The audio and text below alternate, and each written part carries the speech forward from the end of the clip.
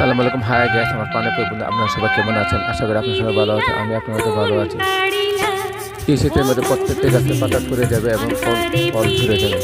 তাই আমি টিউপিট 10 গ্রাম এবং বিট 10 গ্রাম এবং অ্যাপসাসন 10 গ্রাম সব 3টি উপকরণ একসাথে পানি 2 লিটার পানিতে বিশুদ্ধ পানিতে প্রত্যেকটি গাছের স্প্রে করে দিয়েছি, যাতে পরবর্তী গাছগুলো ভালো এবং সুস্থ হয়। নজরে নজরে রাখিয়া আমারে, নজরে নজরে রাখিয়া আমারে, নয়নের বান মারিলা ও বন্ধুরে, অন্তরে পীড়িতের আগুন ধরাইলা।